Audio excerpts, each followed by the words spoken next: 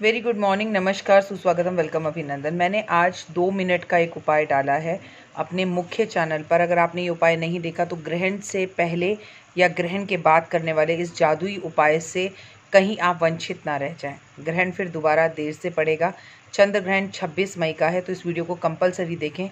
आपके सिर्फ 2 मिनट लगेंगे। मैं आपसे आज बात कर रही हूँ बहुत ऐसी अच्छी कहानी की जो बचपन में हमारी माँ हमें छत पर सोते वक्त सुनाया करती थी।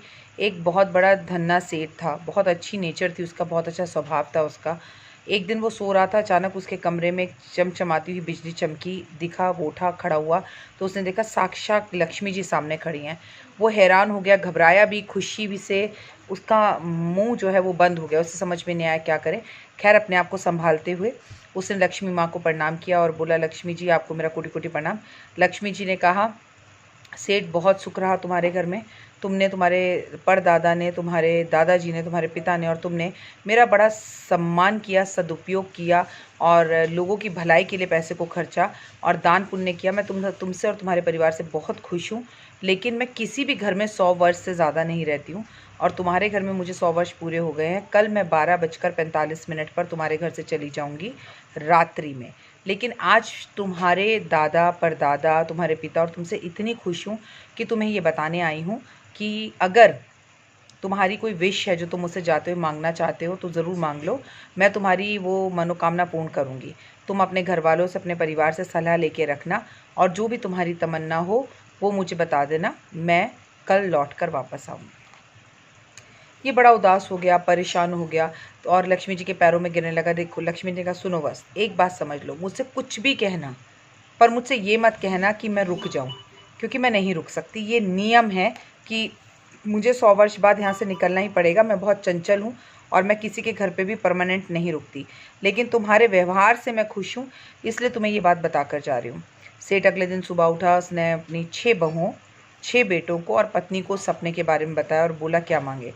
कोई बोलने लगा बंगला मांग लो, कोई बोलने लगा धन मांग लो, कोई बोलने लगा घर मांग लो, कोई बोलने लगा हीरा मांग लो, कोई बोलता जेवर मांग लो, कोई बोलता कि नहीं बहुत सारी दौलत और खजाना मांग लो।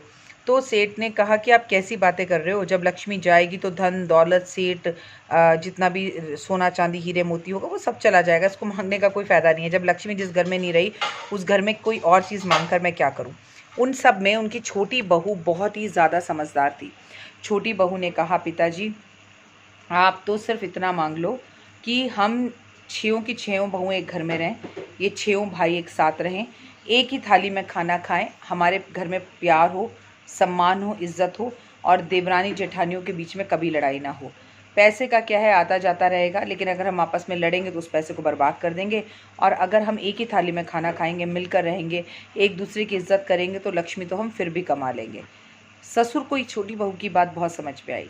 वो जाकर सो गया। ठीक रात को 12:35 पर लक्ष्मी जी प्रकट हुई और लक्ष्मी जी के आते ही उसका मन उदास हो गया कि ओहो, अब ये आ गई हैं तो ये चली जाएंगी मुझे छोड़कर, अब मैं क्या करूं।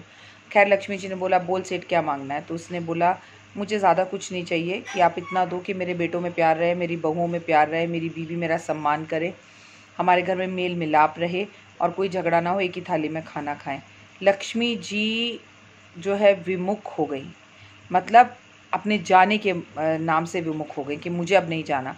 वो ये सोचने लग गई किम कर्तव्य मूड में क्या करूं। ओ, तो सेठ ने बोला, क्या मैंने कुछ ज़्यादा मांग लिया लक्ष्मी जी, मैंने आपकी शान में कोई गलत शब्द कह दिए।